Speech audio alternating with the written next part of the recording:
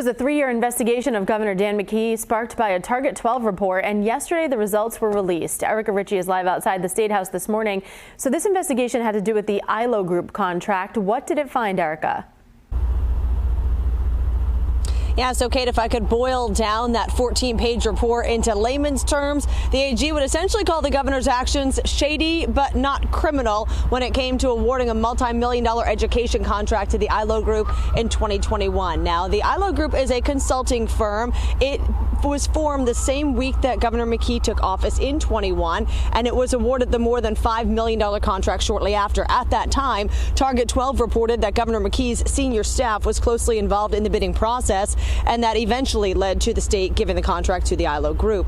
An investigation by the state launched in the fall of 21. The feds joined that investigation a year later, and yesterday the AG's office released its final report indicating that McKee steered the contract to ILO group, but the evidence fell short of criminal charges, bolstering the governor's argument that he's been doubling down on since 2021, telling us in a statement yesterday, quote, "Today's report confirms what we've been saying for years. No wrongdoing took place, and our priority has and will always be delivering for the people of Rhode Island." Now, the AG's office, along with state police, set to hold a news conference to talk more about this report later this morning at 10:30. In the meantime, a lot of people here on Smith Hill not too happy about the fact that it took 3 years and it essentially didn't hold the governor accountable. According to them, they're calling for an investigation of their own. We'll hear from the Senate Minority Leader coming up next half hour. For now, live outside the State House in Providence, Erica Ritchie, 12 News. Well, after a 3-year investigation into Governor Dan McKee awarding the ILO contract, the final report shows he won't be criminally charged. That news sparking a firestorm among those on Smith Hill who say the governor needs to be held accountable for giving preference to what they call friends. Erica Ritchie live outside of the State House right now. They are not happy about this, Erica.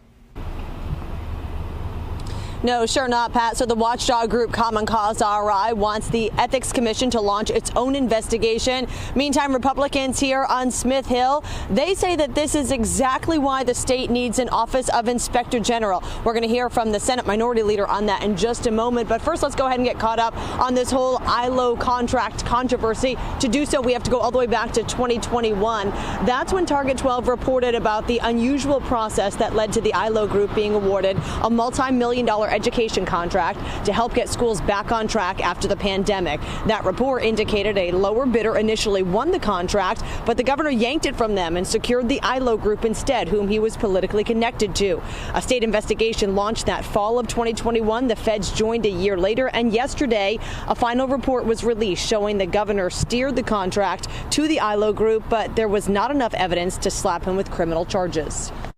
I think Rhode Islanders look at this situation and say, this is more of the same, friends helping friends, backroom deals, and I think they're sick of it.